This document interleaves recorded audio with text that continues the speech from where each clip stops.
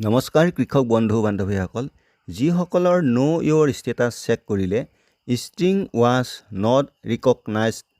এনেকুৱা দেখুৱাইছিল অৰ্থাৎ কোনো ষ্টেটাছ চেক কৰিব পৰা নাছিল যে লেভেল প্ৰব্লেমে দেখুৱাই আছিল মানে তেখেতসকলৰ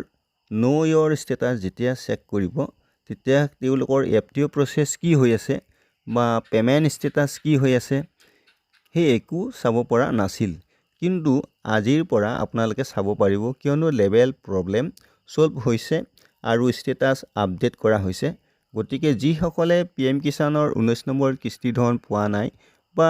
বেলেগ আগৰ পুৰণা কিস্তিও পাবলৈ বাকি আছে বা যিসকলে কিস্তি পোৱাৰ পিছতো তেখেতসকলৰ কোনো নো ইয়ৰ ষ্টেটাছ চেক কৰিলে একো তেখেতসকলে নিজৰ ষ্টেটাছ চাব পৰা নাছিল কিন্তু আজিৰ পৰা চাব পাৰিব প্ৰায় আমি দেখা পাইছোঁ বহুতো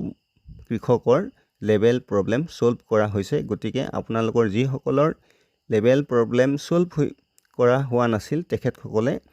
বা দেখা পোৱা নাছিল তেখেতসকলে আজিৰ পৰা চাব পাৰিব এজন কৃষকৰ নো ইয়ৰ ষ্টেটাছ চেক কৰি দেখুৱাইছোঁ এইজন কৃষকৰ 27/3/2025 নো ইয়ৰ ষ্টেটাছটো আপডেট কৰা হৈছে গতিকে আপোনালোকৰো নিশ্চয় আপডেট কৰা হৈছে এতিয়া আপুনি লেটেষ্ট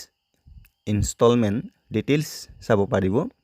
এয়া চাওক ইয়াত এফটিঅ প্ৰচেছ ইয়েছ দেখুৱাইছে payment status 4th instalment payment done দেখুৱাইছে আপুনিও আজিৰ পৰা নিজৰ পেমেণ্ট ষ্টেটাছ আৰু এফটিঅ প্ৰচেছ কি হৈ আছে চাব পাৰিব বন্ধু বান্ধৱীসকল আপোনালোকে নিশ্চয় গম পালে যে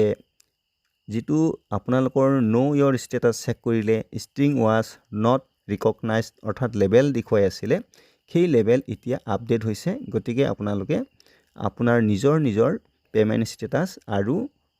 আপোনালোকৰ এফটিঅ প্ৰচেছ আজিৰ পৰা চাব পাৰিব আজিৰ নতুন আপডেট ইমানেই